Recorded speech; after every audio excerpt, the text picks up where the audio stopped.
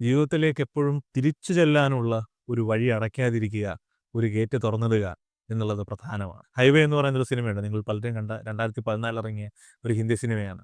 അതിലെ നായകൻ മഹാവീർ ഒരു പോക്കിരിയാണ് എന്ന് മാത്രമല്ല, ഒരു ഗാങ്സ്റ്ററാണ് എന്ന് മാത്രമല്ല, അവൻ അതിലെ നായികയെ തട്ടിക്കൊണ്ടുപോവുകയാണ് എന്നത് മാത്രമല്ല, അയാൾ 3 കൊലപാതകം ചെയ്ത ആളാണ്. ഏത് നിമിഷവും പോലീസിനാൽ പിടിക്കപ്പെടും എന്നുറപ്പുള്ള ആളാണ്. അയാളുടെ കയ്യിൽ രക്തക്കറയുണ്ട് എന്ന് ഉറപ്പുള്ള ഒരാളാണ്. അയാൾ ഏത് നിമിഷവും പിടിക്കപ്പെടും. വെറുപ്പാണ് അയാളുടെ മുഖമുദ്ര. ഒരു മനുഷ്യനോട് സ്നേഹമില്ല. പക്ഷെ എന്നിട്ടും അതിലെ നായിക തട്ടിക്കൊണ്ടുപോകുന്ന നായികയുമായി അയാൾ സ്നേഹത്തിലാവുകയും നായിക കാണിച്ചു കൊടുക്കുന്ന ജീവിതത്തിൻ്റെ സ്വാതന്ത്ര്യത്തിൻ്റെ വെളിച്ചം അയാളെ ഉന്മത്തനാക്കുകയും ചെയ്യുന്നു. പക്ഷേ ഒരു പ്രശ്നം കിടപ്പുണ്ട്. അയാൾക്ക് ജീവിതത്തിലേക്ക് തിരിച്ചു പോകാൻ വഴിയില്ല എന്നുള്ളതാണ്. കാരണം അയാൾ ഒരുപാട് മുന്നിലേക്ക് വരികയും തിരിഞ്ഞു നോക്കുമ്പോൾ രക്തക്കറ മാത്രം ബാക്കിയാവുകയും പിന്നിൽ പോലീസിൻ്റെ, ജയിലിൻ്റെ, റിമാൻഡിൻ്റെ, വധശിക്ഷയുടെ കാലൊച്ച കേൾക്കുകയും ചെയ്യും.